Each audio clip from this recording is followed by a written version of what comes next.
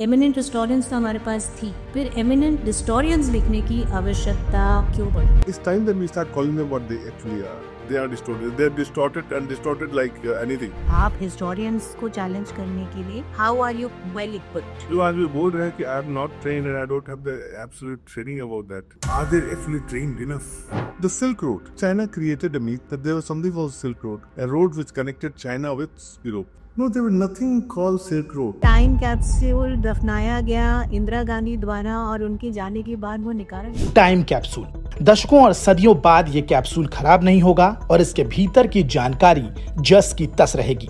तो आपने अपने हिसाब से इतिहास लिखी, जो इतिहास आप चाहते हो कि आपके 100 साल बाद या 200 साल बाद लोग उसको पढ़े, वो करके वो दफनाते हैं। 15th of August 1973, Indira Gandhi लाल किले जाती। The one theory which created the myth about Aryans coming out is Aryan vision migration theory. History is there to be told as it is and then let people understand, take lessons out of it. आधे से ज्यादा communist Brahmins हैं। Look at the structure of the communist leaders in Bengal. 90% of them are upper caste. They didn't allow one single Dalit to be part of that Politburo. जब तक हमारे पास वो political power है तभी तक मिल रहा है, या आपको लगता है कि ये कंटिन्यू करे? एक बार यदि जिन्हीं वोटों से बाहर आता है फिर अंदर जाना मुश्किल होता है। ये बताइए ब्रिटिश राज कितना सिविलाइज था? बहुत करीबी थे, नहाते हुए उनको नहाया। Basically initially they made lot of Indian हो गए। क्या हमें गांधी को अपनी किताबों से, अपने दिमाग से, अपने दिल से निकाल देना चाहिए? उत्तिष्ठ जागृत प्राप्य वरान्न बोध, arise awake and strive for knowledge. नमस्कार। आज के इस एपिसोड को जब हम शूट कर रहे हैं, उससे बस कुछ देर पहले ही ट्रंप ने एक बहुत ही एक्सप्लोसिव स्टेटमेंट दिया है। $21 million was spent on voter turnout in India. उसके आगे उन्होंने ये भी कहा है, was it to bring somebody else into power? ये आज का मुद्दा नहीं है। भारत पर वेस्ट की बहुत बहुत बहुत समय से नज़र है। हजारों सालों से भारत ये आक्रमण झेल रहा है। आज हमारे साथ एक बार फिर हैं Utpal Kumar. Utpal is the opinion editor at first post and news 18 और उनके आर्टिकल्स कुछ बहुत ही वायरल सब्जेक्ट्स पे, बहुत ही एक्सप्लोसिव सब्जेक्ट्स पे बहुत पॉपुलर है। उनका जो ओपिनियन है कई मुद्दों को लेकर वो काफ़ी डेयरिंग है और इसके लिए वो कभी कभार नोटोरिटी भी पाते हैं from his own fraternity. Let's get into this conversation with Utpal Kumar to understand ऐसा क्या है कि हजारों सालों से भारत पर यह आक्रमण जारी है और आज भी हम इसको एक न्यू वॉरफेयर की तरह महसूस कर रहे हैं। Welcome Utpal once again to the Indic Pen. Thank you so much. It's my privilege to be here. No, I am so excited about this new book because of many reasons. And the first and foremost is, as I said, the controversial bit and the notorious bit that has happened very recently. आपने हाल ही में उस पर एक article भी लिखा। Eminent historians जो आपकी नई किताब है, वो एमिनेंट हिस्टोरियंस के ऑलमोस्ट 1.5 दशक बाद, ऑलमोस्ट 15 इयर्स बाद आई है। एमिनेंट हिस्टोरियंस अरुण शौरी जी ने लिखी थी। मुझे याद है आपने एक बहुत महत्वपूर्ण इंटरव्यू उनके साथ उस दौरान किया था, उस किताब पर ही किया था। जी जी। और अभी हाल में उन्होंने ही कुछ ऐसा कमेंट किया किसी और प्लेटफॉर्म पे, जो जिसने आपका एक रिव्यू हाईलाइट किया उनकी रीसेंट बुक जो सावरकर पर लिखी है। मुझे पर्सनली, मैं क्योंकि आपको जानती हूँ, मैं जानती हूँ कि आप उनको रिवर करते हैं, उनको ही has been an icon for a lot of us, every one of us. He was the first and foremost voices, strong voices, to give that opinion and stand against the so-called Marxist narrative. फिर ऐसा क्या हुआ कि आपको eminent historians के बाद आज eminent historians लिखने की आवश्यकता पड़ी? या मैं अपनी इंट्रोडक्शन में मैंने इस बात को कंसीड किया कि ये जो मेरी पुस्तक है in a way it's a tribute to Arun Shourie and his work, because उन्होंने जिस समय जिस काल में अपनी पुस्तक लिखी थी उस समय जिन बातों को उन्होंने उठाया और जिन बातों पर उन्होंने बहुत फोर्सफुली उन्होंने कहा, बहुत लोग कहते नहीं थे। पिछले 10 साल में बहुत लोग बोल रहे हैं, बहुत लोग आए, बहुत चीज़ छपने लगी हैं। ये बहुत कंड्यूसिव एनवायरनमेंट है सबके लिए लिखने के लिए। लेकिन जब और सॉरी लिखा करते थे उस समय you have to be daring, so इसीलिए उनके लिए एक जो रिस्पेक्ट है वो हमेशा रहेगी।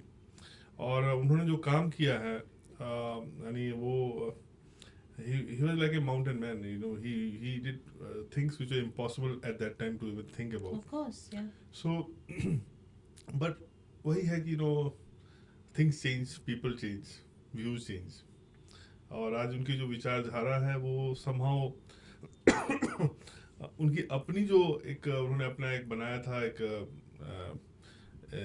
एक स्ट्रक्चर ऑफ व्यूज, उसको ही वो डिसमेंटल कर रहा है। जो सावरकर की जो पुस्तक मैंने पढ़ी, और मैं पुस्तक में बहुत ऑनेस्टली बोलूंगा, मैं जनरली ऐसा करता नहीं हूँ। मैं जनरली कोई पुस्तक लेता हूँ तो बहुत न्यूट्रल होकर लेता हूँ कि मैं पढ़ूंगा and then I will decide. पर when I pick that book I thought I am going to defend him. That was my view कि I am going to defend him because he had done so much. True.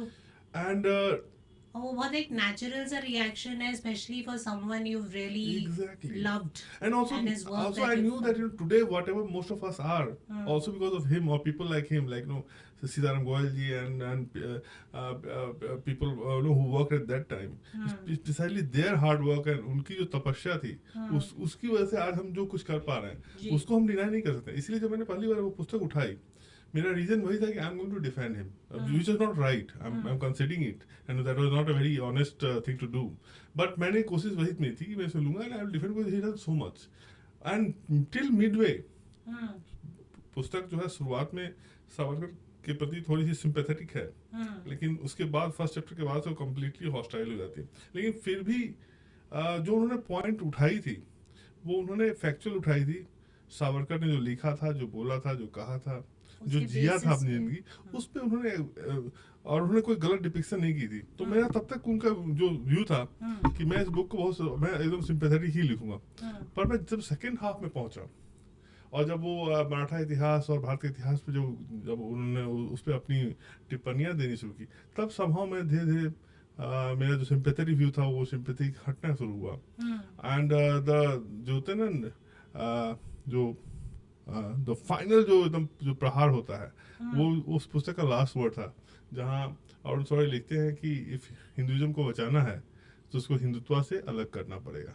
Now ये जो बात है, ये बात अरुण शौरी की जो उनकी इंटायर लेगेसी है जिसे मैं जानता हूँ, वो उसकी एक कंप्लीट एंटीथेसिस है। It's a dismantling of his entire legacy which he created. उनको मैं पढ़ के मैं ये जाना कि Hindutva is one in the same thing. और यदि वो आज ये बात कर रहे हैं कि हिंदुइज्म और Hindutva are two different thing and Hindutva is something villainous and something not good, तो फिर मुझे लगा कि नहीं, individual can falter, individual are not paramount, individual are not the most important thing. What matters is ultimately the ideas we take forward, the Sanatan Dharma, the country, Bharat. और फिर मुझे लगा कि नहीं, I think I can't defend this book. And that's where I took a position. I said that the book was the book shows the contradiction of Savarkar as it also shows the contradiction of Arun Shaury, and he didn't like it. But he's entitled to his views. I think that's what was pointed out on the headline, and that's what Barkha picked up in her podcast. आपने बहुत अच्छी बात कही। Actually Shauri sir के साथ मेरा भी सौभाग्य रहा है कि मैं उनके साथ 2-3 किताबों में जुड़ी रही हूँ जब हापर से उनकी किताबें आ रही थी। और आई थिंक किसी भी ऐसे व्यक्तित्व जिससे हम प्रेरणा लेते हैं उसका आपके सामने when you see your stars following, that's when it hurts the most. But मेरा सवाल वापस से इस बारे में आता है कि एमिनेंट हिस्टोरियंस तो हमारे पास थी, फिर एमिनेंट हिस्टोरियंस लिखने की आवश्यकता क्यों पड़ी? क्योंकि एमिनेंट हिस्टोरियन में सारी बातें नहीं हुई थी। देखिए, एमिनेंट हिस्टोरियन का जो आप जो बैकड्रॉप देखेंगे उस पर उस समय हम तभी एक थोड़ी डिफेंसिव पोस्चरिंग थी। अच्छा। और उसके लिए हम किसी को ब्लेम नहीं कर रहे हैं। आप कॉन्फिडेंट होते हो। आज हम उनको डिस्टोरियन बोल सकते हैं, आज से 10 साल पहले हम नहीं बोल सकते थे, हमारी हिम्मत नहीं होती, हमें डर लगता। So you also get confident with the thing and you also get know. आप देखिए डिस्कोर्स भी देखिए, सनातन डिस्कोर्स भी देखिए पिछले 20 साल में और पिछले 10 साल में किस तरह से people are very vocal about their identity, their religion. Kumbh में जैसे लोग जा रहे हैं, यंग लोग जा रहे हैं, and they all might not be going there for religious or spiritual purposes, but they are going, they are kind of associating themselves with something which is sanatan, which is going on for 1,000 of years. Correct. So मेरी book in ए वे उसको add up करती है। अच्छा। और my book in any way is not absolutely not similar to what Arusori wrote. Arusori की book से इसमें 2% की भी सिमिलरिटी नहीं है, क्योंकि मैं उस बुक को एक बार नहीं 10 बार पढ़ा हूँ। और मुझे लगता है कि ऐसी बुक और 10 और आ सकती है। 10 की स्पेस है हमारे, क्योंकि डिस्टोर्शन इतने हुए हैं और उसको आने की जरूरत है। It's time that we challenge them head on. और इसीलिए, और मेरी एक जो रीजन है why I call it distorians, because it's time that we start calling them what they actually are. They are not historians. Arusori was, I think, more charitable by calling them eminent historians. They are not historians. They are historians. They have distorted like anything. And my book, is 300 plus pages book. You can see on every aspect I have given facts, data, Debunked. and you see that they did it deliberately. It was not sheer out of ignorance. It was a deliberate act of distortion. So they should be called what they are. आपने again एक बहुत brave point उठाया उत्पल इस किताब के ज़रिए, लेकिन मैं ये एक जो बहुत काउंटर आर्ग्यूमेंट यूजुअली होता है, और जो आई थिंक आपकी फेवरेट हिस्टोरियन जो है और जो हिस्टोरियन सो कॉल्ड हिस्टोरियन है वो भी कहती हैं कि historians need to be trained. आज जो किताबें आ रही हैं, आपकी हैं, अभिजीत की हैं, बहुत से ऐसे जर्नलिज्म बैकग्राउंड से लोग आ रहे हैं जो इन थियोरीज को डीबंक कर रहे हैं। तो क्या आपको ये, पहले तो ये बताइए कि क्या आपको ये चैलेंज या क्वेश्चंस फेस करने पड़ते हैं कि आप हिस्टोरियंस को चैलेंज करने के लिए, how are you well equipped? I'll be very honest with you. I'm not a historian. I will not claim to be a historian. And those people जो आज भी बोल रहे हैं कि I am not trained and I don't have the absolute training about that. My question will be, are they actually trained enough? Okay.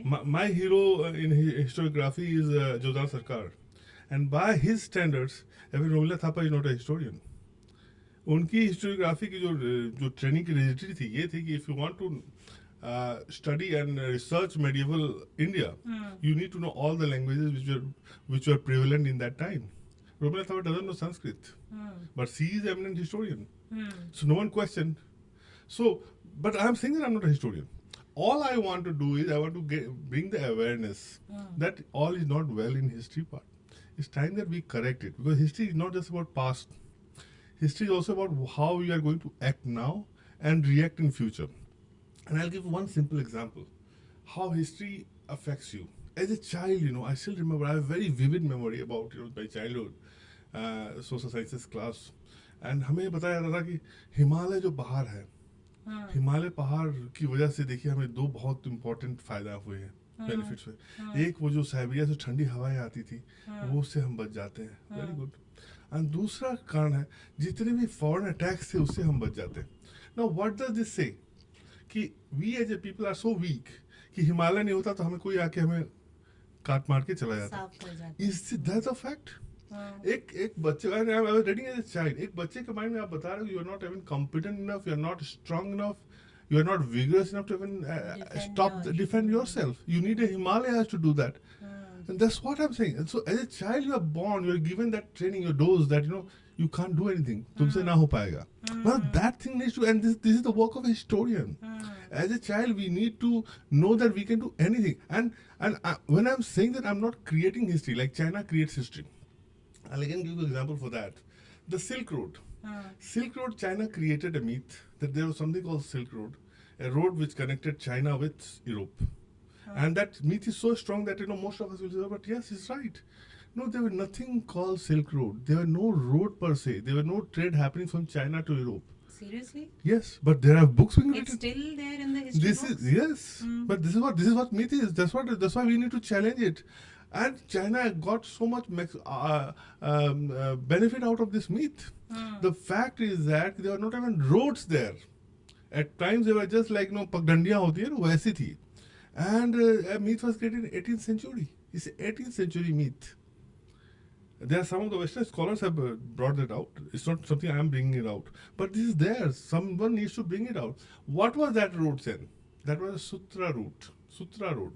वहाँ संस्कृत सूत्र लेके monks जाते थे. And that's why you see those places. आज जब खुदाई हो रही है तो वहाँ हमारे संस्कृत के ग्रंथ मिल रहा है जिन्हें दबाया गया जब वहाँ मुस्लिम अटैक्स हुए थे तो बचने के लिए. And now being discovered in last 100 years. जो भारत में नहीं मिला वो वहाँ मिला है. Xinjiang region of China and all these places. So my point is Himalaya was never impregnable. हमारे monks ने हिमालय को कंकर किया हुआ था. They used to go. I'll give you another example of how China has created a myth about of their presence everywhere. In 2nd century BC, Chinese emperor sends his envoy in Central Asia. उसे पता नहीं क्या है वहाँ. So, and this is recorded. This again, I'm not discovered. This is already there. We need to study and spread this. So, for the first time, Chinese emperor sends his envoy in Central Asia, and what does he find? He finds the Chinese stuff already there. Who brought them from China to Central Asia? Indian merchants, traders. Right. China को पता भी नहीं है. And हमारे traders वहाँ से trade. So we were a trading mercantile class. हमारे यहाँ जितने gold coins मिले हैं Romans के, China में एक भी नहीं मिला है. Had there been a Silk Road, there should have been. My point is there is so much evidence, but we are told no. Similarly, when this country was getting liberalized, हमें क्या बोला जाता था? Oh God, what will happen to our trading class? Because we can't. We are incompetent. Now another historical error. We have always been trained. हमारे कथा सरित सागर में एक कहानी है. एक इंसान को मरा हुआ चूहा मिलता है. इस बुक भी उस पे आई है, डेड माउस. मरा हुआ चूहा मिलता है. उस चूहे को बेच के in the end he becomes such a big trader कि वो अपना एम्पायर खड़ा करता है एक मरे हुए चूहे से. This shows a kind of entrepreneurial the innate entrepreneurial mind Indians always had. And that's why we were everywhere. We are everywhere, but we are not. We don't talk about it. And this is the basically largely the mistake of our historiography. We are not told कि हमारे potential क्या है, हमने क्या किया. हमें ये नहीं बोला you create a history, you invent it. But what is there? At least go and tell out. Our history is so strong. Entire Central Asia, West Asia, Japan, Southeast Asia, East Asia. All these were Sanskrit speaking people were there. No one knows. British historian Toynbee says from 1700 BC to 400 AD, the entire Central Asia was full of Sanskrit speaking people. Do we even know? Do we even talk about it? No, we don't talk about this. And this, I'm not saying Toynbee, he's regarded as one of the finest historians. He said that. Now, I'll give you an example about Japan, for instance. Japan is very far away from us. Japan, still there are temples of Agni, Varun, and Saraswati. Who are these? These are Vedic gods and goddesses. True. हमारे यहाँ नहीं मिलेगा. हमारे यहाँ we have evolved. वहाँ मिल रहा है. So my point is our roots are so far and wide. We don't even talk about it. So I think we need to really correct our historiography in that way. It's not for narcissistic purposes. It's not for to dominate the world. It's just to. I think if India rises, I think world will rise. I believe that, and that's good for the world. So basically जो मुझे अभी तक आपकी इतनी सारी बातें जो आपने शेयर की उससे समझ आया कि ये एफर्ट जो आपका है एमिनेंट हिस्टोरियंस को लेकर वो इसलिए है क्योंकि जिस तरह से हमें दशकों तक झूठ बताया गया and it's always known that if you repeat a lie you start believing it. उसी तरह हमें उतनी ही बार सच को बार बार बताना पड़ेगा. जब आज हमारे पास वो मौका है हमें उस मौके को चूकना नहीं चाहिए. दूसरी चीज़ जो मुझे समझ आई अभी तक, and correct me if I have got it wrong, कि आप इस किताब के माध्यम से जो भी उजागर कर रहे हैं वो एक हिस्टोरियन के नाते नहीं पर एक जर्नलिस्टिक पॉइंट ऑफ व्यू को ही देखते हुए आप कई हिस्टोरियंस जिनको उनका ड्यू क्रेडिट नहीं दिया गया और जिन्होंने ये सच बताने की ताकत और हिम्मत पहले भी दिखाई, Yeah. लेकिन उनकी आवाज दबा दी गई। Exactly. आप उनको कोट करते हुए Exactly. इस I've quoted more than 500 books in this in my Wow. this thing. So I've quoted most of it. And most of the writers were there. They've written. I've quoted from them. Some they are communists also. So I've quoted from them, and and my entire endeavor is just that exactly. I'm not here as as a historian. I'm here as a lover of history. Correct. Somebody who loved history. I've read history for the last 3 decades, so I know what history is. I am not trained enough, and that's why I'm not writing a history book, proper history book. But I have tried to write history, quoting those historians, and bringing out the facts which somehow I deliberately missed out.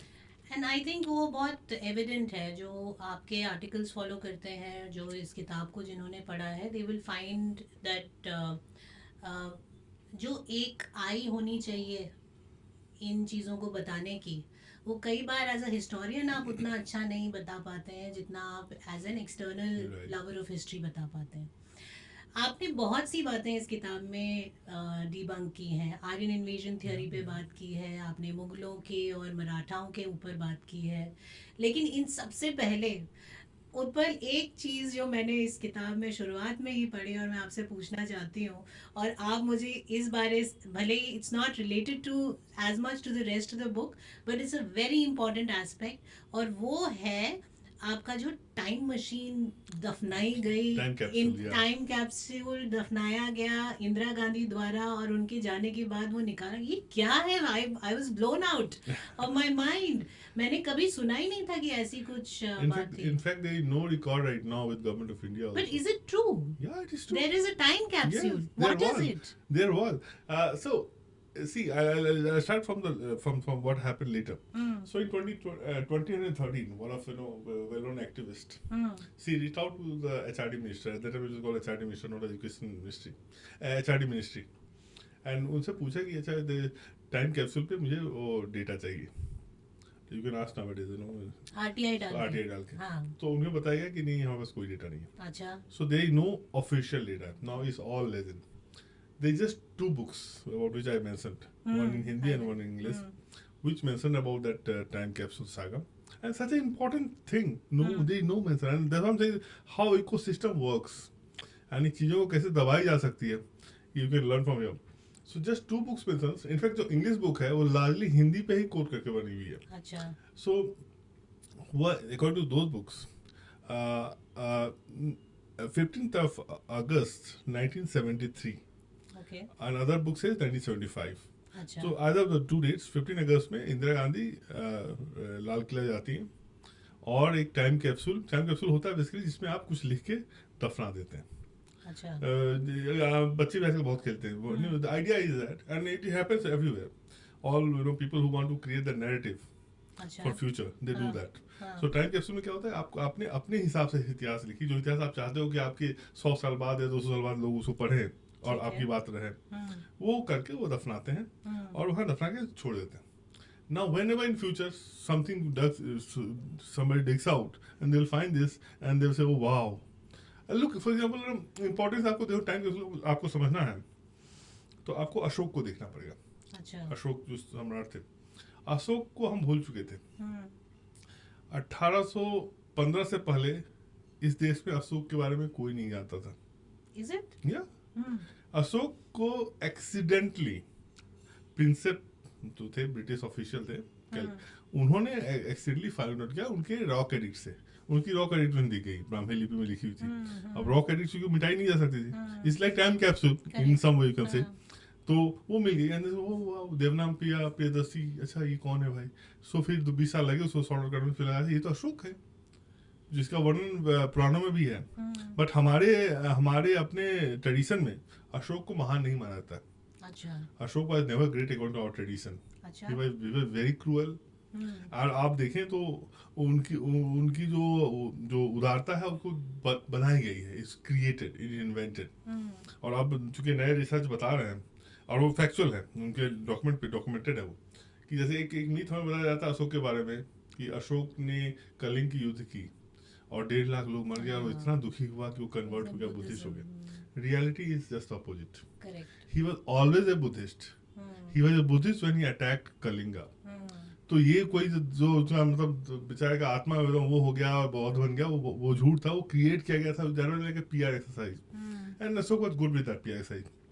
Ashok की जो आप जो rock edict पे लिखावट है वो भी एक पीआर एक्सरसाइज ही थी। और देखिए क्या काम आई अशोक की। 2000 साल बाद प्रिंसेप ने उसे खोजा एंड सडनली अशोक को डस्टबिन से निकाल के द अशोक द ग्रेट बना दिया। अशोक स्तंभ हमारा नेशनल हो गया या नहीं, वो इसीलिए वो प्रिंसेप ने तो 1815 में किया। अब जो जवाहरलाल नेहरू जी थे वो अशोक को बहुत ही to really adore and admire as a ruler.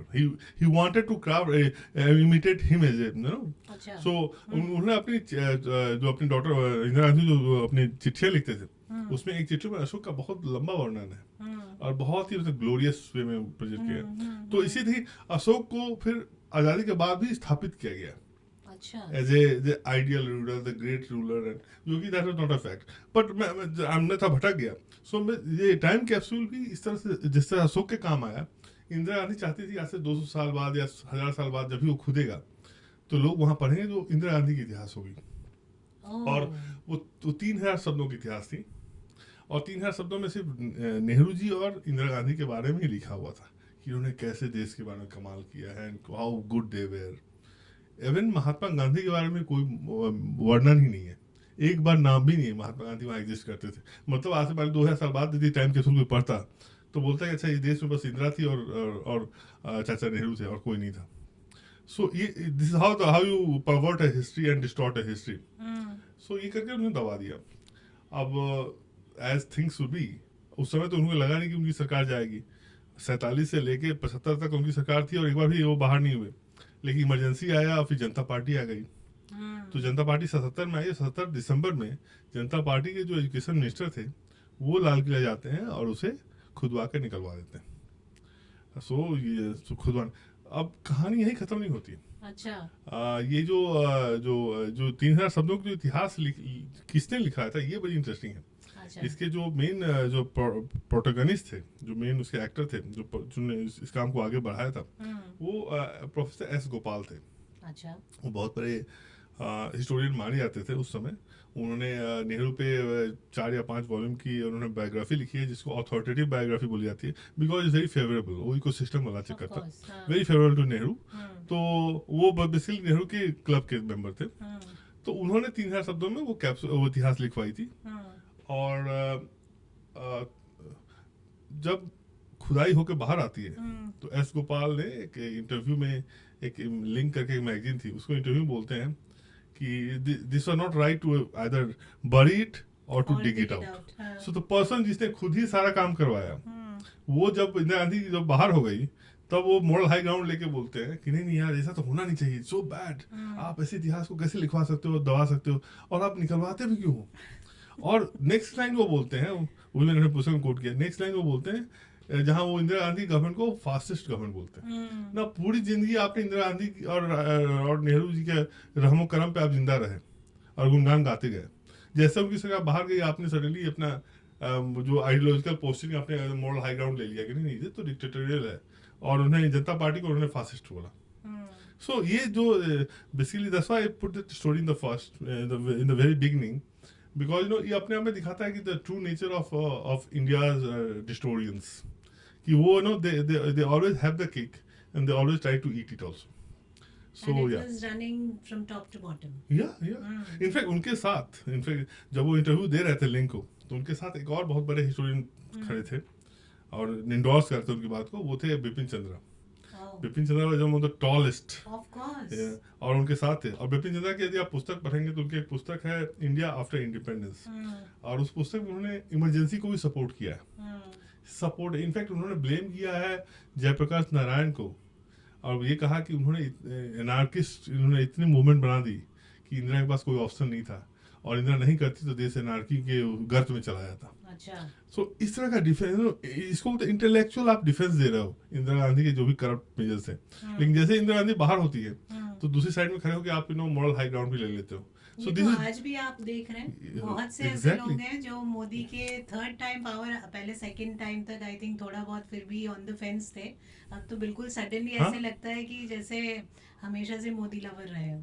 तो वही होता है, and they enjoy all the power. I know that's what we see in all the awards they are getting and the accolades that they are. So the interesting part is this is not a new phenomenon. This was all when there, and some of the people who we revere as eminent historians, they were very much part of this entire problem. Correct. चलिए तो शुरू करते हैं इस किताब में थोड़ा और गहराई पे जाने में। आजकल बहुत नेशनलिस्ट बुक्स आ रही हैं, आपने खुद कहा बहुत सी किताबों को आजकल जगह मिल रही है, आवाज़ों को आजकल जगह मिल रही है। इसमें आपने जो एक बहुत इम्पोर्टेंट मुद्दे से और चैप्टर से ये शुरू किया is almost like 4,000-5,000 years ago at least जी, जहाँ जो आज तक हम न्यूज़पेपर्स में कभी कभी पढ़ते आ रहे हैं, और वो मुद्दा है हड़प्पन सिविलाइजेशन और सरस्वती नदी के होने का जो उसके ऊपर विवाद है, और प्लस हड़प्पन सिविलाइजेशन और वैदिक सिविलाइजेशन एक नहीं थे, इस तरह का जो विवाद है उस पर आपने ये चैप्टर शुरू किया and you say they are part of the same coin. थोड़ा सा इस पर हमें प्रकाश डालिए कि आप what did you discover and how as to whether, I mean, they were the same part, they were the part of the same civilization. Actually they were two sides of the same coin, as I say in my intro also. आप देखिए, आप 2 minute के लिए आप भूल जाए, आप भूल जाए completely। होता है कि you have to empty your glass if you want to get some new information, some new knowledge, some new wisdom। जब आप पूरी ग्लास भरे रहेंगे तो सब कुछ अंदर आएगा नहीं, थोड़ा सा आप एम्प्टी करें और just forget that no what you read in the past about Aryan invasion and all this thing, ठीक है। और आप ये सोचें कि ओके हड़प्पा अर्बन सिविलाइजेशन थी एंड जो आर्यन थे वो रूरल थी, दोनों को एक साथ आप जोड़ के देखें तो आपको लगेगा कि यार ये तो जैसे हमारे शहरों में है, दिल्ली है और दिल्ली के पास में गाँव है, ये दोनों सभ्यता एक साथ जोड़ के एक कंबाइंड दे कॉम्प्लीमेंट ईच अदर।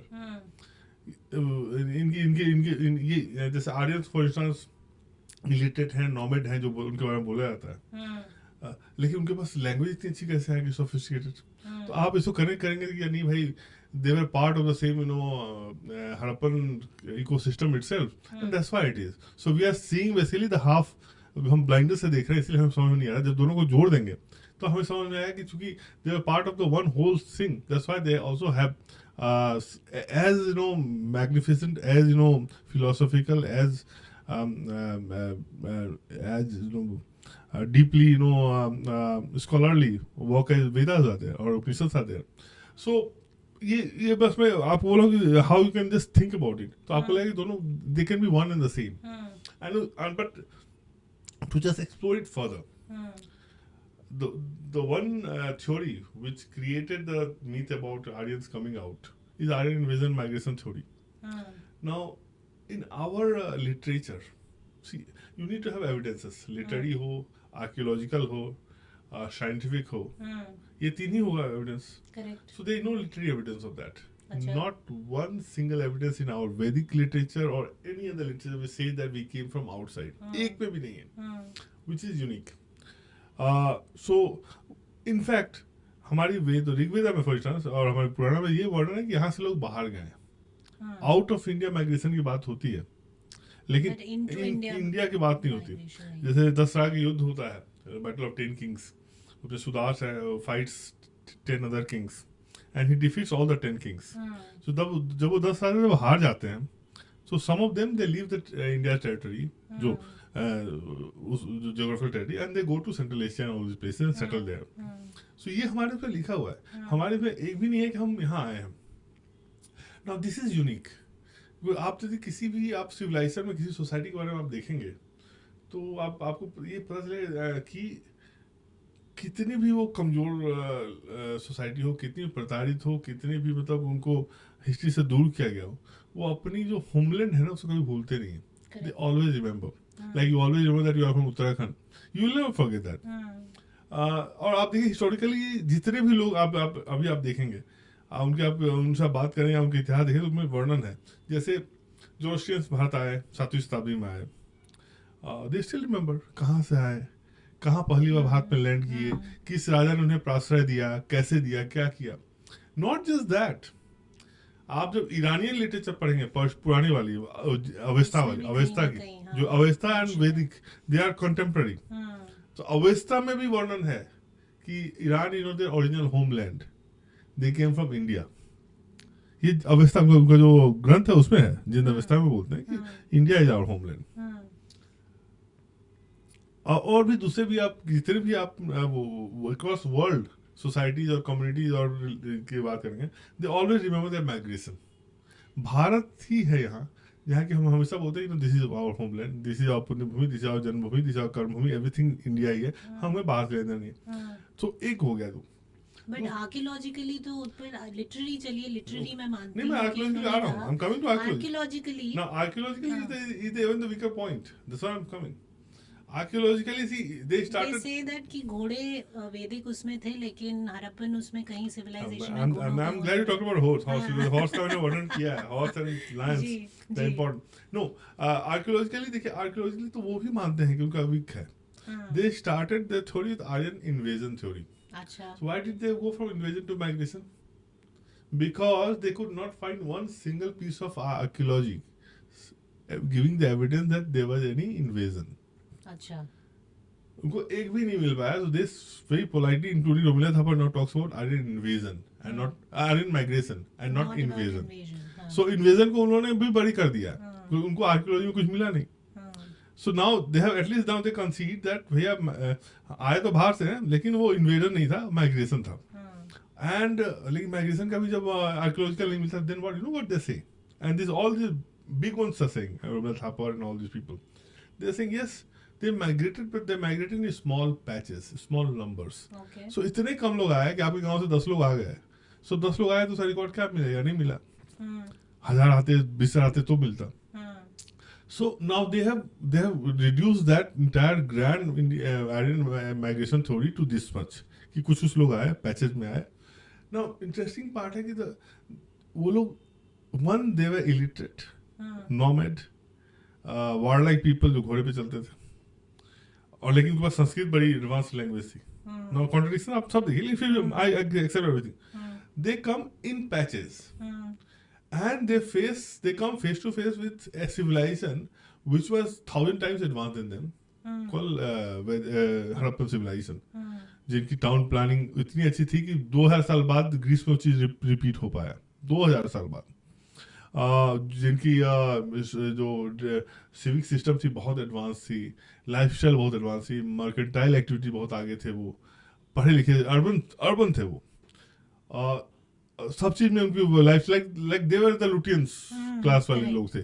तो मैं बोल रहा हूँ कि बिहार से कोई आदमी इंसान आता है और वो पैचेज में आता है, सी एक साथ वो 20 लाख आ जाए और मान लो लुटियंस वाले 10,000 हैं, तो I can understand they will overwhelm. लेकिन इफ बिहार से जो गरीब तबका 20 लोग आए, can they overwhelm the Lutyens Delhi? Not at all. Not just overwhelm. Harappans left their own language and took the language of these people, outsiders. Now, language is the most stickiest thing. Language कोई नहीं छोड़ता है. True. Language, people after conversion also the Continue language with their continue. local language. And is across the world. आप देखेंगे, चाहे Iran में देखिए, आप पाकिस्तान में देखिए, आप पाकिस्तान आपको बांग्लादेश में देखिए, anywhere you go, people convert, but they don't change their language. This is again the only case where language they also change. They are the most advanced people, educated people, and they change their language. So my point is very common. जो common sense को ना, this is not even common sensical. This is very nonsensical kind of theory. अब एक और है, since you talked about horse, Bharat में भाई horse मिले हैं. Now, and हमारे जो horses हैं ना, South East Asian variety के हैं. So in country had the horse before even before the Harappan civilization. So India had always had the horse. So horse is a buncombe. और हमारे horse Arabian horse की तरह नहीं थे, but हमारे horse central south Asian breed के थे, और उसके एविडेंस हमारे पे मिले, मैंने पुस्तक में किया. So horse is a kind of कि भैया हमें मिला है, अच्छा नहीं मिला है वाली बात हुई. जैसे I still remember while I was reading initially कि ऋग्वेद में नमक का वर्णन नहीं था. So one very eminent historian said at the time, कि I'm sure that Aryans didn't eat namak. वरना नहीं है. अरे भाई, that book is not a some खाने का बुक नहीं है यार. They will not take out नमक. My point is, if they don't talk about so मुंह साफ नहीं किया, that doesn't mean that they don't wash their face. पर ऋग्वेद में सरस्वती का मेंशन तो है, वो तो मानते नहीं है. Yes. Now coming to Saraswati, that is a clincher. Saraswati river existed. Now everyone across the board also accepts that. They will question about it, ऐसा कहाँ थी, उसका क्या vastness था. But Rigveda clearly says that when the very period people were around, that was the mightiest of the river. इतनी बड़ी थी कि मतलब इस छोर से दूसरा छोर दिखता नहीं था और बहुत विशाल नदी थी. That was mother of all reverse बोलते थे. गंजेस से भी ज्यादा उसकी इम्पोर्टेंस थी. तो वो और दूसरा कॉन्सेप्ट जो साइंस आज बोलता है कि 1900 BC के अराउंड में सरस्वती नदी सूख रही, started drying up. So my point is, if Aryans came around 1500 BC, 400 years after the drying up of Saraswati, how could they see that Saraswati in full flow? कि सरस्वती मतलब ऐसी बह रही थी और मतलब वहाँ लोग वो कर रहे थे. तो my point is there enough contradictions and it's और आप सारे कॉमन सेंस को आपने ताक पे लगा के आपने एक थ्योरी बनाई है and you want to just continue it with that and but I understand why. See the theory was culminated at the time of British. ठीक है. So British couldn't have afford to so that India had such a great civilization. उनकी जो entire जो rational थी भारत पे राज करने की, वो यही थी कि भारत एक अनसिविलाइज्ड स्टेट है, अनसिविलाइज्ड लोग यहाँ रहते हैं and their job is to civilise them. So they came on a civilising mode, quote and quote. So उनको ये दिखाना चाहती, वो ये दिखाते कि भाई वैदिक लोग ये थे और यही के थे और ये लोग हमसे ज्यादा सिविलाइज थे, हम तो जंगलों में थे और ये कहाँ नहीं चले गए थे. So then entire rational would have got completely wiped out. So they created a myth that no भैया आपके यहाँ कुछ नहीं है, सब लोग बाहर से ही आए हैं. And also they justified their existence in India by saying that okay, we came in the 1700 AD, but you came maybe 1500 BC. बहुत ज़्यादा पुराने So नहीं. आप 2000 साल पहले आए हो. It's just matter of time. But आप भी बाहर के हो, हम भी बाहर के हैं. So this country doesn't belong to you. And if this belongs to you, this belongs to us also. So basically they try to delegitimize the claim of the indigenous people, Hindus, Sanatan people. So उनका समझ में आता है. Post independence, it became a political tool. Before we move ahead, just a small reminder to hit the subscribe button. Most of our historiography post independence was run by communists, leftist people, and I genuinely believe, and I say with all seriousness and humbleness, that a communist historian is first communist and then historian. They will first behave like a communist, and then later, once that duty is done, then they will become like historian. So their entire endeavor was to first create the environment for communist revolution, caste war, classless society, and those kind of things. And that's why they wrote literature like that. So when they reached a subject, they reached with a conclusion that this is a very primitive society. Because for them, communism is the highest stage of this society and state. Correct. So we have to reach there. So this is a primitive society. So this can't be advanced one. And the future is great. The future when they will become communist, classless society, then it will become the great society. So it can be great in the past. The greatest can't lie in the past. It will is in the future. So they created the framework from that perspective. Later, what happened? Politics also crept in. Like for instance.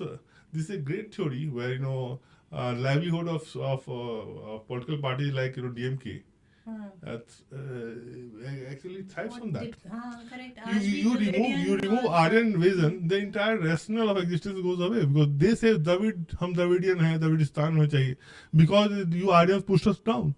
The moment you say that there is nothing called Aryan and Dravidian, we are same people, फिर तो उनकी दुकान बंद हो जाएगी ना. So now the politics is there, and politics is not just there. North south, travel non-travel. Now who is a travel? Travel is nothing but a Sanatani. हमारी जो पूजा पद्धति में आप देखेंगे तो अलग तरह सबके अलग अलग रूप होते हैं. उनकी पद्धति हमारी पद्धति का एक्सटेंशन है. लेकिन हाँ, अंग्रेजों ने उसको वेपनाइज किया कास्ट और ट्राइब के नाम पे. and they created the divide. Post independence, this became the best vote bank politics a tool. And today, no political party want to touch it. They want to just use it, apply it. So the core of आज भी तो यही कहा जा रहा है कि tribal सनातन नहीं है। Exactly. इसी बात पे बट मैं आपको एग्जांपल दे रहा हूँ इस अबाउट लेकिन दे आर नेचर वर्शिपर्स। उन्होंने शुरुआत, आज भी उनकी पद्धतियां वही हैं जो नेचर you वर्शिपर्स re- की you होती हैं। you you read Veda. They will you will find them closer to the Vedic ritual than today what we are to the We Vedic follow, ritual. correct. My point is that they are if they were not then what were they? In fact, my example which I also wrote in not in this book, actually my previous book. Bharat rising. Yes, was that I studied Northeast, Nagaland, I stayed for almost 5 years. My father was working there academician for almost like more than 3 decades. So one very very well known Nehruvian economist, very well known. I'm forgetting his name. He used to come every winter for 2 months and stay with him, write books. He will come with his wife and stay with my father, and he is paying his kind of thing. So one day, he just suddenly asked my father that I said, Dr. Kumar, can you tell me, what was their original religion of all these Nagas? So my father said they were Hindus. Just nonchalantly he said. And that meant on my father, I remember my father telling his children very profoundly, that person's face turned red. And he said, you are a fanatic. अच्छा। As fair to no, even you will say that. But today, if I say that the Nagas were Hindus, you will say, "यार क्या बकवास करता है?" Because, we are not. I mean, we have not. I mean, no one has told so far. No, in our 40 years of our life, my life, your life. So I don't blame that the old man. As fate would have it, that very evening or next morning, one elderly from the nearby village comes. My father was very popular, so he would come. He came and he had a long sikha. अच्छा। Yeah. So my father just asked out of curiosity, so what is your religion? It is late 60s or early 70s. I think it must be late 60s. And that guy says, I'm a Hindu. In Nagaland, in late 60s or early 70s, most likely late 60s, elderly men from village comes and says, hey, Hindu. And my father said that guy face turned red and said nothing after that, the economist, the great economist. We let our own people down. Entire Northeast got converted in last 120 years. 1901 census you take out, hardly there were 1,000 Christians in entire Northeast. Hardly 1,000. It all happened in last 120 years. And we let it happen. And first British weaponized it in travel, non-travel, and then Nehru created that system where people like our own nationalist people were not allowed to go in that region, saying that that you will create problem for the locals there. So their bodies were put there. You have to take this permit or that permit. Where church was given free entry, so everything was converted. So that's how it is. This one theory is behind all that, and that's why it's very difficult to even take it out. And that's why you'll find people coming with one. They will shifting goalposts. First they will say, okay. It was an invasion, then they will say migration, then when everything falls, they will say, okay, there is archaeological evidence. Now they talk about genetic evidence. Tomorrow they will come up with some astronomical evidence saying that, oh, no, this theory is right. But fundamentally, you ask these basic questions, commonsensical questions, and you will realize that this is nothing but absolutely a scam, historical scam. खैर अभी भी खुदाइयाँ चल रही हैं, तो हर रोज कुछ नया निकलता है और हमें सुनने को मिलता है। ये आर्यन इन्वेजन या आर्यन माइग्रेशन, इतना तो क्लियर हो ही गया ना कि मोस्ट ऑफ जो हमारी जो हड़प्पन जो साइट्स हैं वो सरस्वती के कोर्स पे ज्यादा है जी, बहुत ज्यादा है, जितने इंदस से ज्यादा सरस्वती के कोर्स पे है। अच्छा। तो सरस्वती के कोर्स पे हड़प्पन सिविलाइजेशन क्या कर रही थी, आप देखिए, ये तो अपने आप में बताता है कि और all the sites are bigger than even like Harappa and Mohenjodaro जो अभी साइट्स हो रहे हैं रिसेंटली हरियाणा में, उनकी जो लेंथ ब्रेथ और जो मैग्नीट्यूड है सिविलाइजेशन का is much bigger than Mohenjodaro and Harappa. So ये अपने आप में दर्शाता है कि भाई ये सिंधु नदी नहीं, ये सरस्वती नदी के आसपास क्या कर रही थी, बिकॉज वो सरस्वती सिविलाइजेशन ही थी। और जब आप इसको आप वैदिक लिटरेचर से ऐड करोगे तो आपको समझ आएगा कि भैया you they were the same people, advance civilisation material and advance spiritual civilisation, और दोनों एक साथ चलता है। एक इलिटरेट आदमी के यहाँ आप इतनी एडवांस संस्कृत लैंग्वेज नहीं आ जाएगी और इतनी एडवांस स्पिरिचुअल थिंकिंग नहीं आएगी। You also need to have good economic backbone. Today, for example, you see why suddenly people are so excited about going to Kumbh, or why suddenly we see that the resurgence about the Sanatan identity, because today Hindus have enough money. Correct. उनके पेट की भूख मिट चुकी है थोड़ी सी. They are still poor, but they are better off than what they were 10 years before. So now they can think about all these better things of life. So this is what was the case then also. आपने shifting of goal post की बात की, इसी तरह का एक shifting of goal post हुआ Nalanda university को लेके कि नालंदा उस समय पर जो पुराना विश्वविद्यालय था, खिलजी बख्तियार खिलजी पर वो था। पहले तो हमें यही पढ़ाया गया कि खिलजी ने उसे जला दिया, लेकिन सडनली एक गोल पोस्ट शिफ्ट होता है, probably due to political reasons या जो भी वो रहा हो, कि नहीं ये तो ब्राह्मणों ने ही खुद जो है जला दिया था, हिंदू भी नहीं ब्राह्मणों ने खुद जलाया। इस पर भी आपने अपनी किताब में समीक्षा की है। ये एक्चुअली आफ्टर थॉट है। शुरुआत उसी प्रॉब्लम क्या है ना कि problem with our eminent historian है कि जो media specially medieval era, media के जो क्रॉनिकलर्स है, मुस्लिम क्रॉनिकलर्स है, बड़े ऑनेस्ट थे वो। उन्हें सब लिख दिया, सब कुछ लिख दिया। हमने भाई ये मंदिर तोड़ा, ऐसे ऐसे तोड़ा है, और उस मूर्ति को लेके हमने वहाँ दफनाया है, और वहाँ लोगों को पैर से रंधवाते थे हम उसको, सब लिख। वो इसीलिए लिखते थे कि उनके लिए वो उन्हें कभी लगा नहीं कि हम गलत कर रहे हैं, वो अच्छा काम कर religious, yes, there was their pride, they wanted like Mahmood Ghazni को जब उसने सोमनाथ पे आक्रमण किया तो वहाँ के जो पंडित थे, सारे लोग थे, उन्होंने बोला कि आप सारे धन ले लो और आप मूर्ति छोड़ दो। तो उसने बहुत बड़ी बात कही। उसने बोला मैं भूत परस्त नहीं हो सकता हूँ, मैं भूत सिकन बनना चाहता हूँ। मतलब भूत परस्त मतलब to protecting the idol. I don't want to be the protector of idol. I want to be the destroyer of idol. So अब ये सब सारी चीजें उन्होंने खुद रिकॉर्ड की है। अब आप औरंगजेब के टाइम में जाएंगे, औरंगजेब ने फरमान जारी किया है, बकायदा लिखा है कि मुझे ये मंदिर तुड़वाना है और ये रीजन मैं तुड़वाऊंगा। अब आप इसको कैसे इनकार कर सकते हो? सो अब ये क्या करते हैं कि they will try to just defend it. So अब ये जो प्रोसेस है ये उसी की एक कड़ी है। सो इनिशियली दे सेड कि नहीं यार इन लोगों ने ज्यादा कुछ तोड़ा नहीं, नाउ मुसलमानों ने तोड़ा नहीं। बाद में जब वो they can't defend that, so they will come up with a theory and they are coming up with theory when they say but Hindus are also destroyed. And look Nalanda 18th century में किसी ने लिखा है, ये DN Jha की काम ये कारनामा है। डीएन झा मेरे टीचर हुआ करते थे दिल्ली यूनिवर्सिटी में, प्रोफेसर। तो डीएन झा ने अपनी पुस्तक में लिखा कि 18th सेंचुरी में किसी ने लिखा है कि ब्राह्मण्स ने, Hindu fanatics, the term was used, Hindu fanatic, उन्होंने इसको तोड़वाया and not Khilji. My point is history when you write, and this is why जो लोग बोलते हैं कि history writing needs training. The one fundamental training is that कि you will take the evidence which is closest to the event. जैसे मान लो अभी कुछ होता है तो आज जो कोई यहाँ रिकॉर्ड करता है समकालीन है या बिल्कुल जो नियरेस्ट हो उसका। सो नियरेस्ट सब बोलता है कि भैया इन लोगों ने तोड़फोड़ की है, भैया ये मतलब वो जो लाइब्रेरी थी वो 6 महीने तो जलती रही और ऐसे हुआ।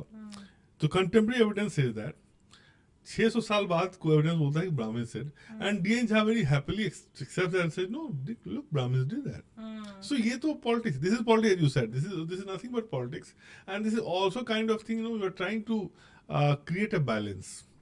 अच्छा मुसलमानों ने तोड़ा, आपने भी तोड़ा है। So, but history should be written with that. History is not there to balance things out. History is there to be told as it is, and then let people understand, take lessons out of it. A problem in लोगों के साथ, they are also not judging me and you. They are also judging today's Muslims. उनको लगता है कि औरंगजेब ने यदि मान ली कोई मूर्ति तोड़ दी, so today's Muslim will be judged. Why? It's not their fault. I'm sorry. मतलब आज के मुसलमानों का उससे क्या लेना देना है? And why will anybody judge? Any sane Hindu or any sane person, why will they judge? But they are the one who are judging them. Because उन्हें लगता है कि नहीं यार, आप औरंगजेब को यदि आप दिखाओ कम्युनल है तो फिर आज के मुसलमानों पे उसका पड़ेगा। नहीं भाई, नहीं पड़ेगा। लेकिन आप नहीं दिखाओगे तो क्या हो रहा है? ठीक है, रेस्ट ऑफ इंडिया में पता नहीं चले, लेकिन मराठाओं को पता है क्या है ना, मराठाओं की अपनी कॉन्सियसनेस तो बहुत क्लियर है। आप छावा फिल्म चल रही है, देख लीजिए, जो मराठा की कॉन्सियसनेस है, every community has their own consciousness. Maratha का अपना है, राजपूत का अपना है, आपके यानी उत्तराखंड का अपना होगा, बिहार का अपना है, सब एवरी रीजन और अपने हीरोज के बारे में वो जानते हैं। सो मराठास का तो वो जो हर्ट है, जो एंगर है, वो तो रह गया। दे विल ऑलवेज, आपने उसको तो सप्रेस किया ना। Best thing is as the saying goes कि first you have the truth, let truth come out, let truth be spread, let people talk about this, and then talk about reconciliation. These historians will talk about reconciliation first and wipe out the truth. Without truth there can't be reconciliation. True. पहले आपको ये तो पता है कि आपका गलत क्या हुआ है, तब तो आप बोल बात करो reconciliation का। And so this is the problem. This is more politics, and that Nalanda is a classic example of that. जहाँ by the way खुद ब्राह्मण है। आधे से ज्यादा कम्युनिस्ट ब्राह्मण्स हैं। Yes. No. Look, in fact, Yechury ब्राह्मण थे। look at the structure of the communism. The communist leaders in Bengal, 90% of them are upper caste. True. Especially Brahmins. And they didn't allow one single, for most of the time, they didn't allow one single Dalit to be part of that Politburo. But they will talk about Dalits day in and day out. Now that's called narrative setting. And also women. Where do they allow women to lead? No, you read their lives. You know, it's a beautiful book. Not just all these years by Raj Thapar, but another book that traveler book by Mohit Sen. Mohit Sen की बहुत अच्छी book आई है. What traveler? I'm forgetting the name. But Mohit Sen is a communist, foremost communist. Look how communists comrades used to look at women who used to join them. For them, she was a material to where they will just they will think like she is available, easily available. So and that used to be the kind of the entire sentiment about that. Most of them will fight among themselves to have that one girl. Especially all these years you read. It's a fantastic read about one Sri Lankan communist lead woman comes and joins the Politburo and main communist this thing in Delhi, and all the top leaders are now vying to get her attention and everything. So, but then that's okay.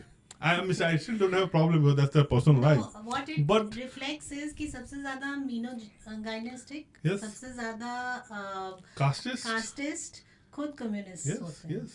No, not just that. Also, I see most of my communist professors sending their kids to America for studies. Exactly. So they want your kids to study in Sarkari schools and colleges, but for them it's always they're the epitome of contradictions. आपने औरंगजेब की बात की और अभी योगी जी जो हैं काफ़ी वो हमेशा से काफ़ी विवादों में रहते हैं। योगी जी ने अभी कुछ महीने पहले अपनी एक स्पीच में ये कह भी दिया कि हमारे नायक मुगल कैसे होंगे। तो आपकी किताब में भी आपने मुगलों के ऊपर और मराठाओं के ऊपर एक शोध किया है कि दिस इज़ हाउ, जैसा कि आपने अभी हमारे साथ शेयर भी किया कि this is how Marathas while their civilizational consciousness continues and that's coming out, pouring out in tears जब छावा देख के आ रहे हैं तो जैसे रो रहे हैं, लेकिन उनकी उस civilizational consciousness को दबाया गया। आप ये मुझे बताइए कि ऐसा क्या हुआ कि अभी तक जो दबा हुआ था उसको एक प्लेटफॉर्म मिल पा रहा है, और क्या ये सिर्फ पॉलिटिकल जब तक हमारे पास वो पॉलिटिकल पावर है तभी तक मिल रहा है, या आपको लगता है कि ये कंटिन्यू करेगा? I always believe that एक बार यदि जिनी बोतल से बाहर आता है तो फिर अंदर डालना मुश्किल होता है। It's very difficult to do that, and I won't give all credit to the political dispensation. There is something called social media also. So I think in a way, if you see, the government also came to power because there's something called social media was also there. So it's a very complicated thing. Yes, of course, this government is there that has helped create a kind of system where I'm not scared about writing. Yesterday you would be scared about writing. कैसे उत्पल आपको करीब 2 दशक से ज्यादा हो गए. I mean tell me a little bit more about this being scared about writing. क्या होता था अगर आप कुछ ऐसा पीस लिखते थे जो कि सी वन इट वांट पब्लिश्ड. आपको कहाँ पब्लिश करते बताइए. अच्छा, आप कैसे पब्लिश करते इसको. सर मैं सेल्फ पब्लिश करता भी. सो सी लुक एट दिस. नहीं इवन मीडिया पीसेस या अगर आप कुछ लिखते हैं मीडिया में भी लिखते हैं तो was there a See, I used to write. I'm writing still from 2003 onwards. So I had to generally work in places where my ideological thing were kind of similar. Like I had to work in Pioneer. So I had never any problem writing against Manmohan Singh or UPA government. I was very clear about that. That I'm going to earn a bit less in my salaries, but I'll work where I have my speech and voices. So I did that. But public book is a different ballgame. Publication is this thing. Publication may, for instance, what I could have done. I could have written book myself and self-published it. But then what? There was no social media to publicize it. So I would have taken a hit. मैं book 100 copy छपा के अपने घर में रख लेता, आपको दे देता, किसी और को दे देता, उससे कोई फायदा नहीं था. Today the thing is social media is there. So like okay, mainstream media. I know that most mainstream media is not covering my book. It's still not covering it. We know that, but I don't care. We have got we got podcasters like you and many others who are willing to take it out, and they're influential. So this has changed. Mainstream media is still behaves in the same old manner, unfortunately, and publishing all the more. So but आज क्या हो गया कि at least there are few like publishers have also come up who are trying to give space to the alternate voices. So where I'm getting mainstream are also smart. They have done. They have smartly lured the top 4-5 writers, and they give space to just 4-5 of them. But it's fine. At least things have opened up a bit. The thing is, the role of government here, I see just that. It is there now. At least that you won't be discriminated much. That much is there. At least that phase is there. And social media is one thing which I always believe that has given a lot of voices to people like us. Of course, I mean पूरा का पूरा US elections जो है वो social media और new media पे लड़ा गया है और contest किया गया. You think about Prime Minister giving an interview to a social media guy. It doesn't happen, but it's happening. And if like I still belong to mainstream media, if we don't wake up and take corrective measures, we are going to lose everything next a decade or so. This is going to happen. The challenge is there. Utpal आपने एक और बात की बीच में अपनी बातों में आपने मंदिर तोड़ने के ऊपर बात की कि एटलीस्ट जो है मुगल साम्राज्य और जो ये आक्रांता थे they used to take pride in the fact कि भाई हमने तुड़वाए हैं, हम बुत परस्त नहीं हैं हम तो लेकिन आपका अभी एक और ऐसा कमेंट काफ़ी क्रिटिकली वायरल हुआ और वो था कि नहीं सिर्फ इन्होंने जो मंदिर तुड़वाने का कार्य था वो हमारे हिंदू राजा भी किया करते थे. भले ही मैंने सुना उसे अगर पूरी वार्तालाप सुनी वो वार्तालाप सुनी उसको शायद में कट इस तरह से किया गया कि वो वायरल हो गया. लेकिन पर आप क्या कहना चाह रहे थे एक बार दोबारा जरा हमें इस बारे में बताएं. कुछ हिंदू राजाओं ने भी मंदिर तोड़े हैं, लेकिन वो मंदिर नहीं था. वही वो कट में ना you can suitably cut out few things. क्या होता था कि एक राजा की जो लेजिटिमेसी जो मानी जाती थी ना वो उनके मेन मंदिर में जो डायटी होते जो वहाँ के जो भी भगवान होते इष्ट देव होते उनमें वो माना जाता था कि वो ही लाइज देयर. जब भी कोई एक राजा दूसरा राजा को जीतता था हिंदू राजा तो वो क्या करता था वो जो मेन मंदिर है वहां से जो इष्ट देव की मूर्ति को बकायदा बड़ी इज्जत के साथ श्रद्धा के साथ लेके अपने राज्य में ले जाता था और उससे भी कहीं अच्छी बड़ी मंदिर बना के वहां स्थापित करता था. तो मंदिर तोड़ता नहीं था वो, इनफैक्ट और उस मूर्ति को और बड़े आदर से वो ले जाता था. और बहुत केसेस ऐसे नहीं हुए. There few cases happened in 6-7 century 8 century में ऐसे कुछ हुए हैं चालुक्याज और उस वाले फेज में डेक्कन में ज्यादा हुए हैं. और एक बार यदि मंदिर वहां से चली गई तो फिर वो जो बिल्डिंग है वो बिल्डिंग हो गया ना, वो फिर मंदिर नहीं रहा. उसके बाद वो टूटता है या क्या होता है people don't care about it because that's just like a ordinary place क्योंकि वहां से भगवान चले गए. सो मैंने वही बात ही थी और इसके एविडेंस हैं। और ये इसीलिए होता था कि जब तक वहाँ वो भगवान रहेंगे तो उस जो राजा प्रीवियस राजा था जो हारा है उसकी लेजिटिमेसी रहेगी। तो ये बाकायदा ये हमारे शास्त्रों में भी ऐसा है, अगम में ऐसा ऐसा वर्णन है।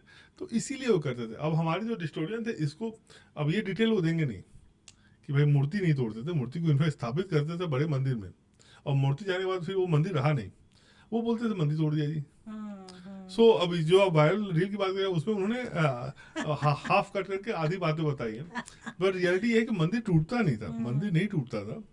वो उस मूर्ति को उसे बड़े मंदिर में अपने राज्य में स्थापित करते थे। एक दो केसेस हुए हैं जहाँ की एक दो हिंदू राजा ने ऐसा किया है, जैसे हर्ष था एक राजा कश्मीर का, वो तोड़ता था। लेकिन उसके बारे में देखिए डिटेल, लेकिन डेविल लाइज इन डिटेल जो कहावत है, जब आप पढ़ेंगे राजतरंगिनी तो राजतरंगिनी में उस हर्ष के बारे में कहा गया कि ही तुरुस्क, मतलब वो तुर्क की तरह, ये तुर्क की तरह बिहेव कर रहा है। तो हमारे समाज में ये सोच थी कि तुर्क ऐसा करते हैं, it's not a Hindu way of living और स्टेइंग और डूइंग वर्क, ये तुर्क की तरह बिहेव कर रहा है।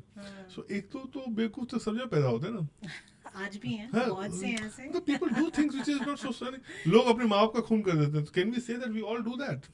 No, that's not right ना। My body वैसे वो था, वो बेसिकली उस खजाने पे नजर होती, वो बहुत ही बेकार आया था। वो अपने he needed money, so उसको तो मंदिर में चढ़ावा, तो सारे मंदिर का वो, हाँ, तो उसकी नजर वहाँ पड़ी। और तो वो आज भी हो रहा है। और अगर आप देखो तो सारे मंदिरों को तमिलनाडु में आधे मंदिर के लोग बोलते हैं कि ओरिजिनल जो इसका गायब हो गए, तो क्या हो गया वो, तो मतलब पर एक और बात जो तरंगिनी बोलती है, राजतरंगिनी बोलती है, वो है कि उनकी जो सेना में भी बहुत सारे तुर्क थे। अच्छा। और जो इन्फ्लुएंशियल पोजीशन में भी थे, वो भी इन्हें सलाह देते, वो इनकी सलाह मानता था। सो वो basically he was under influence of Turks, और इसलिए तुर्क की तरह व्यवहार करता था। तो वो हिंदू नहीं रहा ना, वो हिंदू था by physical appearance, but in mind and sense he was always a Turk. ये बात तो छत्रपति जी के बारे में भी कही जाती है कि उनकी सेना में कई सारे तुर्क और मुसलमान थे। ये तो पर उन्होंने ऐसा कुछ नहीं किया। इनफैक्ट वो तो अपनी एक्सपेंशन में सबसे पहले जो है मंदिर की स्थापना पर ही जोर देते थे। नहीं देखिए, और हमारे उसमें जो धार्मिक कॉन्सेप्ट है वो कॉन्ट्रडिक्शन है ही नहीं ना। माय पॉइंट, आपकी मंदिर डिस्क्रिमिनेट नहीं कर रही है ना, दैट टेम्पल डजंट डिस्क्रिमिनेट, और our god doesn't discriminate, he is the only god and true god and no other god is true. So वहाँ डिस्क्रिमिनेशन नहीं आती, इसीलिए आपका वो स्थापित होने से भी आपका कोई वो नहीं होता। आप जैसे आप विजयनगर एम्पायर की मैं बात करता हूँ, विजयनगर एम्पायर की स्थापना हुई थी हिंदू को बचाने के लिए, उसका मेन पर्पज वही था। मोहम्मद बिन तुगलक के अटैक के बाद साउथ में उसकी स्थापना हुई। लेकिन 100 साल बाद चूंकि क्या होता है कि धीरे धीरे आपकी जो दृष्टि कमजोर होने लगती है, आइडियोलॉजिकल जो तो एक ये लोग कुछ युद्ध हार रहे थे अपने बहमनी एम्पायर से, तो इनको सलाह दी गई कि हमें घुड़सवार अच्छे चाहिए। अच्छा। और जनरली क्या था, मुसलमान घुड़सवार अच्छे होते थे। That doesn't mean Hindu can't be good घुड़सवार, उनको आपको ट्रेनिंग देनी पड़ेगी। तो इन्होंने क्या किया, शॉर्टकट अपनाया। इन्होंने फटाफट, जैसे आजकल पॉलिटिकल पार्टी नहीं होते कि यार अपना लीडर खराब करना है, कांग्रेस से ले लें 5 तो उन्होंने बस बाहर से इंपोर्ट कर लिया ये अपना घुड़सवार, मुस्लिम घुड़सवार। इमीडिएट इम्पैक्ट बहुत अच्छा हुआ। Suddenly Vijayanagar empire was running winning all battles. 100 साल बाद उसका रिपरकशन हुआ। 1565 की जो लड़ाई है, तालकोटा की लड़ाई, जिसमें विजयनगर एम्पायर खत्म हो जाता है एंड डिस्ट्रॉयड मर्सिलेसली, ब्रूटली, वो लगता पढ़ के आपको आंसू आएंगे। महीनों तक टूटा है विजयनगर, इतना बड़ा साम्राज्य था और सबसे धनी साम्राज्य था उस अपने काल का विश्व में। वो इसीलिए टूटा था कि इन्होंने 3 जो आर्मी की टुकड़ियां थी, बड़ी टुकड़ियां थी, मुसलमानों की बनाई थी और उसके लीडर भी मुसलमानी थे। और जब 5 मुसलमान राज्यों ने अटैक किया तो इन तीनों ने जीतने वाले थे, ये जीतने वाले थे, they were on the verge of victory Vijayanagar, उस समय उन्होंने स्विच ओवर कर लिया। तो ये तो गलतियां हम करते हैं और एक बार नहीं, बहुत बार की है। उस पर हमने एंशिएंट इंडिया में सरस्वती और आर्यन इन्वेजन थ्योरी और इन सब को कवर किया। हमने मध्यकालीन भारत में इन बाकी की जो वो हैं हमारे एम्पायर्स रहे हैं उनको कवर किया। मुगल काल को कवर किया। अब हम आते हैं थोड़ा सा ब्रिटिश और मॉडर्न इंडिया में। मॉडर्न हिस्ट्री में ब्रिटिश काल में आपने जैसा कि शुरुआत में ही बताया कि मार्क्सिस्ट जो थियोरी थी टू डिस्टॉर्ट हिस्ट्री, वो एक्चुअली जोर पकड़ी ब्रिटिश काल में, बिकॉज दे वांटेड कि हमें ऑलवेज एक सेंस ऑफ डिस्प्लेसमेंट रहे, हम कभी अपनी जड़ों से जुड़ ना पाए। तो इसीलिए हमें बार बार ये एहसास दिलाया गया कि आप बाहर से आए हैं, आप भी हमारी तरह हैं, बाहर से आए हो, you are not a nation ji, आप you are a group of states. या जो अभी भी बोली जाती है, कुछ लोग बोलते हैं जी जी। ये बताइए ब्रिटिश राज कितना सिविलाइज था? जितना हमें बताया जाता है कि आपको जो है एक्चुअल कल्चर और सिविलाइजेशन उन्होंने ही सिखाई। शुरुआत में आए थे तो बहुत गंदे थे, वो नहाते भी नहीं थे एक्चुअली। और ये मैंने आप डेलनेपल की पुस्तक पढ़े तो आपको पता चलेगा कि वो नहाते भी, उनको नहाया बेसिकली क्या, initially they married lot of Indian women. तो हमारी औरतों ने सिखाया किससे साफ सुथरा रहा जाता है, कैसे कैसे साबुन रोज नहाना चाहिए, रोज नहाना चाहिए। दे डर्टी, वो अनसिविलाइज्ड लोग थे। आई एम सॉरी टू से। जब पहली बार ये आपको जहांगीर के राज्य में आते हैं, जहांगीर उससे बात भी नहीं करता है, कोई जरूरत नहीं थी यार, कौन हो तुम लोग यार, कहाँ से आए हो, मतलब। And India by that time, in fact Bharat का जो था पिछले 2000 सालों में, from 1 century AD to till 1757 AD तक, हम या तो 2/3 या 3/4 जो भी वर्ल्ड जीडीपी था, उसके हम इंडिया में ही होती थी। मतलब 25 से 30%, 33% तक जो वर्ल्ड का जो जीडीपी जो वर्ल्ड सिर्फ भारत होता था। तो भारत में सब चीज था। आप देखिए, जब हम एंशिएंट काल में रोम से करते थे, उसमें रोमन काल में रोमन एम्पायर का जो मेन ग्रज ये था कि उनके जितने गोल्ड आते थे इंडिया में आते थे। एंड दे टू प्लिनी ने लिखा है, प्लिनी द एल्डर ने लिखा है कि India is the sink of the sink for the gold, world gold. जितने भी वर्ल्ड के गोल्ड थे भारत आते। क्यों? क्योंकि भारत को कुछ नहीं चाहिए उनसे। आपको वर्ल्ड को देने के लिए भारत के पास कुछ नहीं था, तो सोना देते थे और सब। तो ये था। तो जब ये पहली बार आया तो ये तो कम्प्लीटली ये तो बेकार। फिर इन्होंने क्या किया, बड़े स्मार्ट थे, वे नीडी थे ना, इसलिए स्मार्ट थे। ये फिर औरंगजेब का जहांगीर का कमजोरी देखने लगे। उसको था कि वाइन का शौक था, तो ये सब वाइन सब वेस्ट में अच्छा मिलता था, वाइन या सब एक्सोटिक आइटम्स, तो ये सब लाते थे, उसके लिए लाते थे। अच्छा। या फिर और जो मुगल जो भी नोबल से लाके वो सब घूस दे रहे थे, मोर लाइक ए ब्राइब। सो वो देना शुरू किया and they got a entry. But जो शुरुआती फेज में आए थे तो कम्प्लीटली उनके जो लाइफ से, इनफैक्ट शुरुआती फेज में first 100 years they wanted to live like nawabs. So बहुत सारे जो ब्रिटिश जो ऑफिशियल थे, उनकी 10 वाइफ थी। वो मतलब वो ड्रेस, भारत वाली ड्रेस पहनते थे, हुक्का पीते थे, ऐसे बैठते थे तकिया लगा के। दे एपिंग इंडियंस। क्योंकि ये स्टाइल था ना, that was the style. Oh wow, ऐसे रहना है हमें। तो 10 वाइफ रखे हुए हैं, तो they become Indians, Indian nawabs. हाँ, वो changes हुआ after 100 years when they got the power and they realized there were also tussle between whether Sanskrit should be the language of study or English. तो English वाले जब आ गए, तो English वालों को जो मीडियम था, उनका ये कहना था कि भैया ये करेंगे तो फिर तो जस्टिफिकेशन हमारा जा रहा ना, फिर तो हम बोले भाई तुम ग्रेट हो, हम ग्रेट नहीं है। So then they changed the entire modus operandi and started saying that भैया there is nothing in India.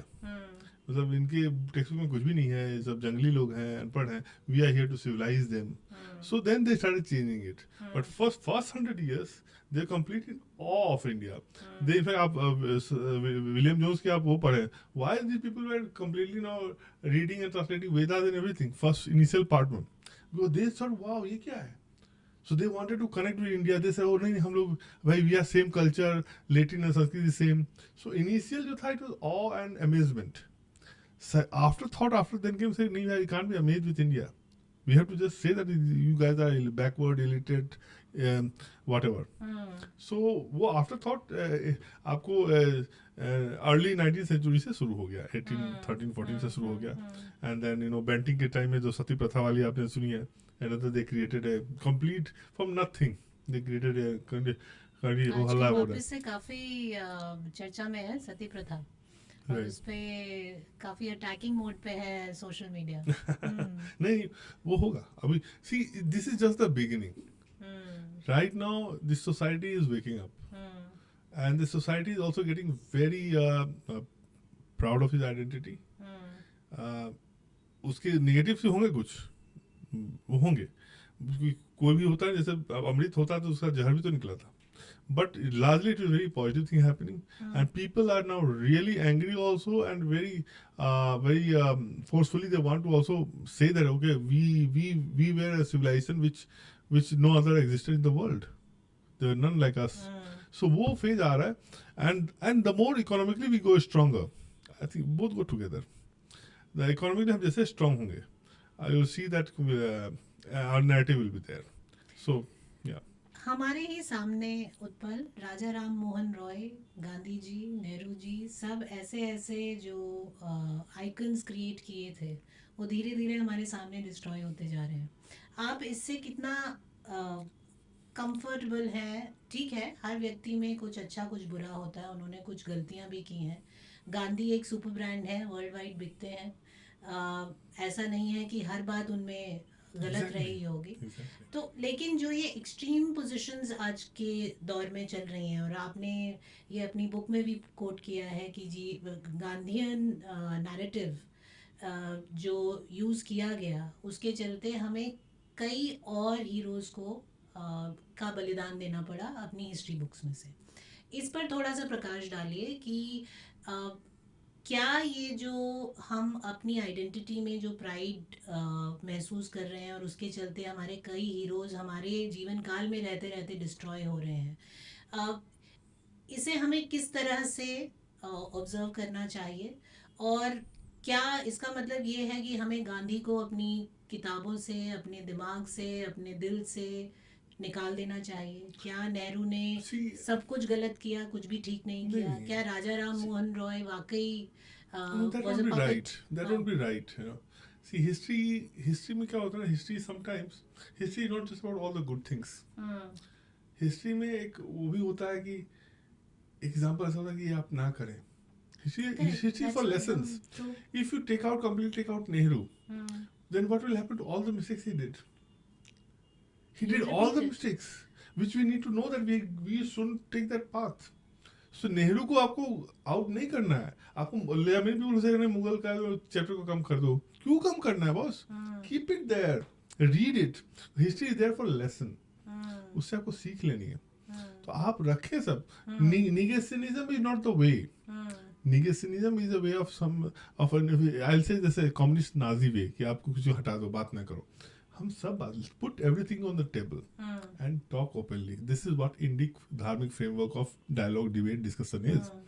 सबको रखिए वहाँ, एंड सबकी इंपॉर्टेंस है. नेहरू को भी इंपॉर्टेंट मैं इसलिए मानता हूँ. Nehru for me is very important for one simple reason कि don't behave like that. Don't become too personal in dealing running your country. Don't be too ideological about that. Don't become too family man also. So my point is, the lessons you have to draw from these people. The moment you take them out and talk nothing about it, then tomorrow some other Nehru will come and do the same mistake.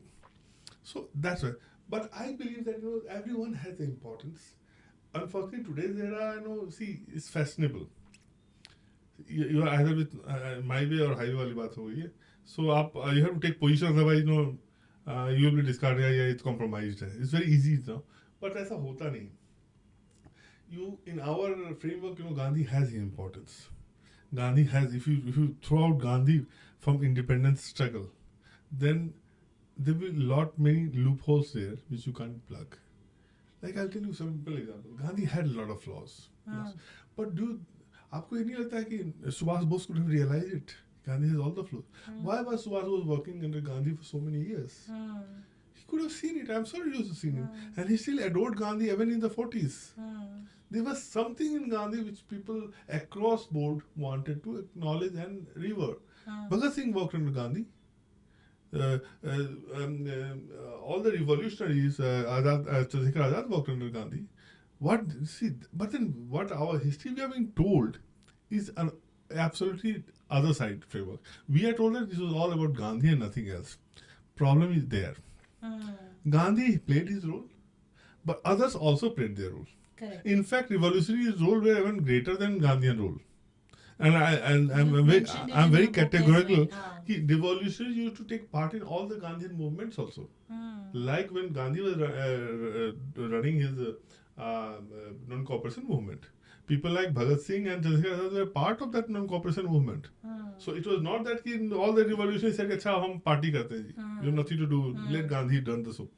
Gandhi जब ये करते थे, they all come and participate. Everyone across, जिसको देश से प्यार से सब आते थे. When Gandhi stopped, said, "No, I'm not running this non-cooperation movement anymore after Chauri Chaura." The Gandhians stopped. That is a fact. But revolutionary, what then they kept on fighting. So you see all the Kakori case happening, Bhagat Singh coming out. So 22 to till 1922 to 1930, you see a lot of revolutionary activities across the country. Why? Because Gandhi stopped, so these people walked. Again, Gandhi came with Dandi March. These people again came back to the fold and fought with him. So these people were continuously fighting. And this story we never tell. We look at history from silos. Gandhi ne kiya. In fact, history not about silos. History is just about Gandhi, Gandhi, Gandhi. Three movements and बिना हमने हथियार का बिना इसे खड़े तलवार का हमने आज़ादी पाली. That's what we are told, which is not fact. In fact, history should acknowledge the role of somebody like Netaji Subhash Bose. If someone like Clement Attlee, the Prime Minister who actually gave us the freedom, he says that Gandhi has a minimal role in India's independence, and it was actually Netaji Subhash Bose INA, Indian National Army, with the flutters it created. That forced the country to leave. That forced Britain to leave the country. I think we have to take that seriously. And not just him, many other people across board say. Even B.R. Ambedkar has written his book saying that it was Netaji Bose. So I think we need to go just beyond just Gandhi and create lot many pantheons. And in our Sanatan Dharma, we don't have one God. So why to have one freedom struggle God, freedom struggle icon? Let have many, na? And I don't see any contradiction in Gandhi sitting together with Savarkar or Netaji Subhash with Sardar Patel. In real life, Patel and Bose were absolutely, they can't see eye in eye. But look, today most Indians who are they adored both of them. But in real life they won't sit together. They were sworn enemies. But this is what life is. This is what history is. So we have to accept history the way it is and take right lessons. Before I let you go, एक आखिरी portion जो आपकी किताब से बार बार निकल के आता है और आजकल की सारी किताबों में जो बार बार निकल के आता है वो ये है कि आज के परिवेश में you say it's very convenient to say कि history, let the truth be out, history be told as it happened, and then reconciliation की तरफ हम बढ़ेंगे. हिस्ट्री में आप कहते हैं कि बहुत सारे आइकॉन्स थे जिन्होंने अपना योगदान दिया हमें आज़ादी दिलवाने में. हिस्ट्री में ऐसे मुस्लिम आइकॉन्स भी रहे होंगे, ऐसे लोग भी रहे होंगे जिन्होंने इस देश में इस धरती को अपना खून दिया. लेकिन आज ये जो एक सेंस है अमंग द मुस्लिम्स कि हमारी जो इस देश और धरती के प्रति जो हमारा बलिदान था और जो अब का योगदान है अब तक का, उसको अब एक तरह से वॉश आउट करने की कोशिश है. क्या आपको ये फील हुआ कि एमिनेंट हिस्टोरियंस की छोड़िए, उन हिस्टोरियंस की छोड़िए जिन्होंने एक अपना एजेंडा चलाया, लेकिन आपने इतने सारे और हिस्टोरियंस को स्टडी किया है, क्या पहले तो ये बताइए क्या आपको ये फील हुआ कि ये जो हिंदू मुस्लिम नैरेटिव और ये जो हिंदू मुस्लिम अग्रेशन को कोट किया जाता है हिस्टोरियंस द्वारा, देसे कि हम नहीं चाहते कि मतलब भारत में असहिष्णुता की वजह से जो है हम कुछ बोलें और उसकी वजह से जो है लोगों में झगड़े हों, इसलिए हमने हिस्ट्री से कई बातें छुपाई. क्या आपको लगा इस पूरे हिस्ट्री को जानने में समझने के दौरान कि वाकई मुस्लिम्स या जो एक सेट ऑफ मुस्लिम्स जो यहाँ बस गए थे और देयर जनरेशंस कंटिन्यूड, या जो मुस्लिम्स कन्वर्ट होके यहाँ बसे हुए हैं और देयर जनरेशंस कंटिन्यू, क्या उनका ये फील करना सही है कि हमें एक तरह से ब्रश आउट किया जा रहा है, हमें हिस्ट्री से हमारा नाम जो है मिटाने की कोशिश है, और इसीलिए शायद there is this fight back to hold on to the wrong icons, जैसे औरंगजेब हुआ या बाबर हुआ, उनको होल्ड करते हैं to give kind of credibility to their identity. तो पहले इस बारे में थोड़ा बात. See, icons you have to choose rightly. You can't choose Aurangzeb and say that you're going to falsify it. They have also an icon. We have got, one of the finest president was a Muslim. Icons are there, available, still available. There are many icons, we can quote and find out. But the problem is, are they also regarded as an icon of the Muslim community? And when I'm saying community, I'm saying the leadership. Spamming the role of the leaders, intellectual as well as political, to take this society forward in that direction. And I find fault with them. I'm not saying that the Muslim community per se has made a mistake. The leadership had definitely, kind of short shifted them, taken them in the wrong direction. Because they have, been people coming from the community who should have been their real icon, and they were kind of completely marginalized. For instance, why Aurangzeb? You make Aurangzeb's brother the icon. Dara Shikoh. Correct. Dara Shikoh should have been. Who stops you from doing that? He also Mughal as Aurangzeb was. But why you were making Mughal? And why you were kind of defending Mughal by saying things like, inventing things like, that okay, Aurangzeb attacked Banaras temple. But because, there were rumors that, that the priests of temple had molested few ladies of the royal household. No evidence of that. Why are you creating that? Why are you putting history which doesn't exist? Get the right icon, and they have not got the right icon. I'm आपने sorry. जितनी भी किताबें पढ़ी जो बाकी historians की, उसमें इस तरह के आइकॉन्स निकल के आए हैं जिनके बारे में जो है मुस्लिम्स कैन टेक प्राइड कि हाँ भाई ये आइकॉन हमारे सही आइकॉन होने चाहिए, not the ones that we currently. Not in the history I've read. Yeah, because see, the history I have read mostly, is about Gandhian history. They also don't talk about them. I'm sorry to say, or they try to defend Jinnah. There is another historiography, including some in the right also, of which for which Al Kairwani paid heavily. They try to secularize him. My point is, you don't fall into that secular and non-secular narrative में जब आप गिरते हो तो फिर वहाँ गलती हो जाती है. And that's what has happened. And so I don't find even from our history books which have guided them, but it largely comes from the society leadership. वो उनको गाइड करता है कि who your leaders should be. Your leader can't be Dawood Ibrahim. Your leader has to be certain people who gives positive things to society. Your leader can be Dara Shikoh and not Aurangzeb, and this is common sense. This is common. Your leader can be Akbar and not Babur. My point is that basic. Your leader can't be Muhammad Ali Jinnah or Muhammad bin Qasim. What Pakistan does today, they can all their missiles name the people who invaded this country: Abdali, Qasim, Gori, and all this. Correct. So my point is, we that society will have to take up. You can't blame Hindus for that. You can't blame any other people for that. There has to be, our heroes have to be common. If you want a common country composed country called Bharat, unfortunately that has not been the case.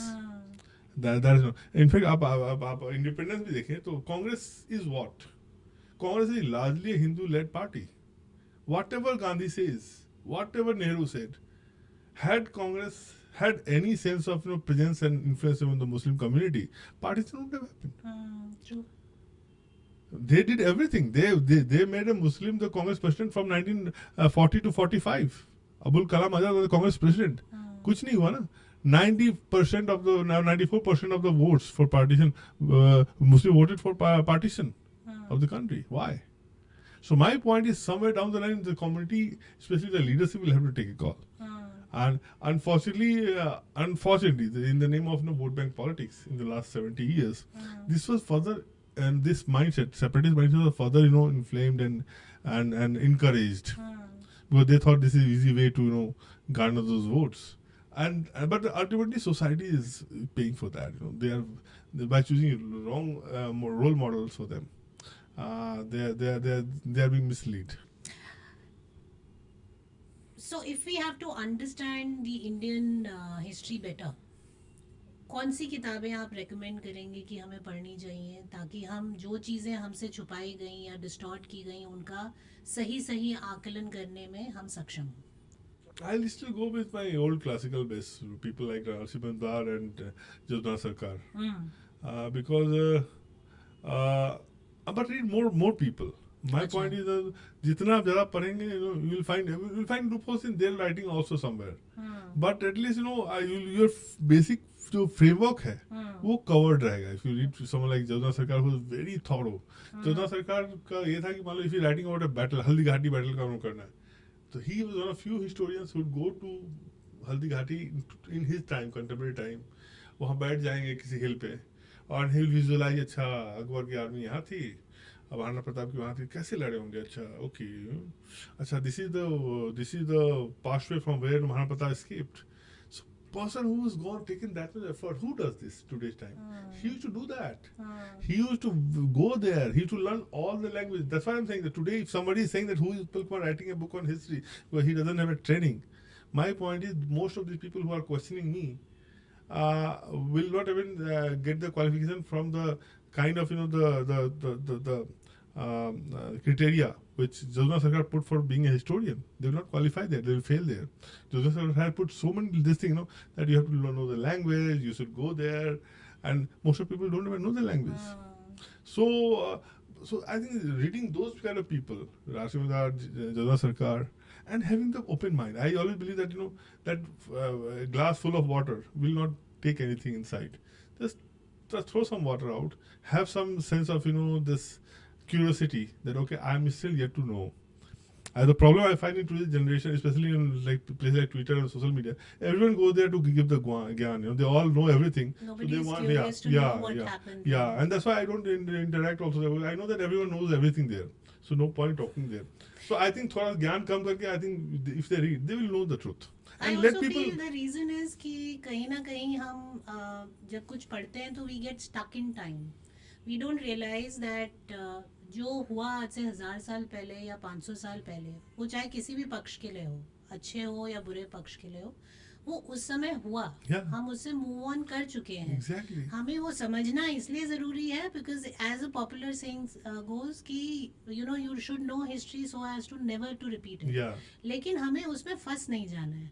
ये बात के साथ ही मैं अपना पहला question आखिर में पूछती हूँ कि इतने हजारों साल पहले तो हम समझ सकते हैं कि हम सोने की चिड़िया थे. भारत एक ऐसा देश था जहाँ लोग दूर दूर से आते थे और उसके बाद आक्रांताओं ने इसको लूटा. लेकिन आज क्या इंटरेस्ट है भारत में कि आज भी वो कंटिन्यूड है. आजकल इंटेलेक्चुअल मर्सनरीज भेजे जा रहे हैं भारत पे अटैक करने के लिए. फंड किया जा रहा है कि किसी तरह डिस्टेबलाइज किया जाए सरकार को. आज क्या इंटरेस्ट है ऐसा? भारत ऐसा तो है नहीं कि चाइना के बराबर बहुत बड़ा एक सुपर पावर हो गया है, रशिया जैसा सुपर पावर हो गया है, बट ऐसी क्या वो दिक्कत आ रही है वेस्ट को कि वो भारत पे बार बार प्रहार किए जा रहे हैं? सी भारत के पास एक बहुत बड़ा जो कैपिटल है ना, उसका जो सिविलाइजेशनल कैपिटल है, भारत के पास जो बहुत बड़ा कैपिटल है उसकी इतिहास का कैपिटल है. और एक जो सबसे बड़ा जो और एक कैपिटल है वो डेमोक्रेसी का कैपिटल है. And I think all these things, आप जितनी रेटिंग छोड़ दिए, वेस्टर्न रेटिंग सब बोगस है. जो सीरियस है about running the country, they all know that कि वी डैम ने कैसे रिपोर्ट बनाते हैं, क्या बनाते हैं. No one takes a damn about it. India has a capital. आज भारत यदि कुछ बोलता है, चाहे किसी पक्ष में बोले, चाहे वो व्हाई वेस्ट वाज सो कीन on getting India on the Ukraine war on their front, because it really matter कि इतनी बड़ी डेमोक्रेसी यदि बोलेगी तो लेजिटिमाइज हो जाएगा. सो भारत के साथ वो सब आता है, जो चीज़ें हम बड़े ग्रांटेड लेते हैं ना, वो बेसिकली उन्हें समझ में आता है कि हम क्या है. They want us to believe that we are third rate nation, हम थर्ड रेट डेमोक्रेसी हैं, बट उन्हें समझ में आता है कि हमने क्या किया है. We have moved mountain. हमने 1947 में जब हमारी लिटरेसी रेट कुछ भी नहीं थी, हम ऑलमोस्ट इलिटरेट थे, हमने एक झटके में सबको वोटिंग राइट दी थी, including women and Dalits and everyone. जबकि ब्लैक्स को 60 तक अमेरिका में नहीं मिलता था, स्विट्जरलैंड को 71 के बाद मिला है. माय पॉइंट इज वुमेन को नहीं मिल रहा है. So we have done. So उन्हें पता है, जो जानते हैं वो जानते हैं, but they will always want to make us believe that we are fools. अब हमें जानना है कि हम अपनी कैपिटल को जानते ही नहीं. हमारी कैपिटल इसीलिए, और also India is very strategically located. So Bharat जहां भी मूव करेगा ना, भारत अपने साथ बहुत चीज साथ में लेके मूव करेगा. So if anybody wants to win the tomorrow's battle, ये आज की लड़ाई नहीं हो रही है. अमेरिका इंडिया को ले, अब अमेरिका जो गवर्नमेंट चेंज की बात इसीलिए हो रही थी क्योंकि वो ऐसी सरकार चाहती है जो कि जो वो बोले उनके साथ चले, और उन्हें पता है कि जिस दिन ऐसा हो गया तो फिर वेस्टर्न जो भी नैरेटिव के फेवर में सारी बातें हो जाएगी, और वो इसीलिए कर रहे हैं. और ये तब तक चलेगा क्योंकि जब तक ये क्लियर ना हो जाए कि अब यू कैन डू इट. अभी भी भारत क्योंकि एक ऐसे फेज में है जहाँ की वो डिरेल हो सकता है. ये तो मैंने एक अपने आर्टिकल में लिखा भी था 2 साल 6 साल पहले कि ऐसे 10 या 12 साल और हमें बिना कुछ इधर उधर गए अपने इकोनॉमी पे, अपने जोशरी के इंटरेस्ट पे ध्यान देना है. एक बार हम वो जो एक लेवल क्रॉस कर गए तब फिर वो लोग सब शांत हो जाएंगे. देन दे लोग नहीं है ना, अब छेड़ नहीं सकते हैं, अब छेड़ेंगे तो उसका बहुत इम्पैक्ट होगा. लेकिन अभी हम वहाँ पहुँचे नहीं है. I think something like 10 trillion economy हो जाए प्लस, और हमारी अपनी एक जेन्युइनली कॉम्पिटेटिव इकोनॉमी हो. अभी देखिए जैसे आई एम वेरी, लोग बहुत बोलते हैं कि भाई अभी मोदी साहब ट्रम्प से मिले, ट्रम्प ने कैसे कर दिया, क्या कर दिया. Trump is the president of a country और उसकी अपनी देश है, वो अपना इंटरेस्ट देखेगा. वो आपको यदि कोई अपनी मान लीजिए वो हार्ले डेविडसन बेच रहा है और आप उसमें से 40% या 80% आप टैक्स लगाओगे तो बोलेगा ना कि क्यों कर रहे हो भाई, कोई हम चैरिटी तो करनी ना. My point is we have to be equally efficient. हमें अब एफिशिएंट होना पड़ेगा, हमें वो फील्ड उतरना पड़ेगा. टैरिफ का आप वो नहीं करते हैं, आप टैरिफ लगाए तो वो भी लगाएगा. So on that I am absolutely on his side, that what he is doing is right. We have to tighten our belt. It's time we tighten our belt. It's time we start running on the global this thing with that mindset. और हमने इतिहास बताता है कि हमने past में किया है, और हम सोने की चीजें इसीलिए थी कि हमने पास्ट में किया है वो, और हम बनेंगे तभी जब ये प्रोटेक्शनिज्म को हटा देंगे एंड हम अपने पोटेंशियल को समझेंगे. एंड आई थिंक इतिहास का वही रोल है, to take you to your potential, to make you realise your potential. On that note, Utpal, and with the wishes and prayers that आप इसी तरह किताबों पे किताबें निकालते रहें और कई ऐसे मिथ्स बस्ट करने में कई और लोगों की मदद करते रहें. एक वॉइस जो आपकी है वो एक बहुत प्रोमिनेंट वॉइस है, आपके आर्टिकल्स बहुत पॉपुलर होते हैं और एक ऐसा पर्सपेक्टिव प्रेजेंट करते हैं जो कई लोगों की आवाज़ बनता है. आई होप एंड प्रे आप इस तरह के एफर्ट्स कंटिन्यू करते रहें और जो हमारी एक रेजिलिएंट सिविलाइजेशन है उसमें आपका जो योगदान है, एक बहुत महत्वपूर्ण योगदान है, वो आता रहे. Thank you so much for making time today. Thank you so much. बहुत धन्यवाद. Thank you so much. It's always fun and an honor to be here and talking to you. Thank you so much. If you want to continue listening in to such interesting conversations about Bharat, do like and subscribe.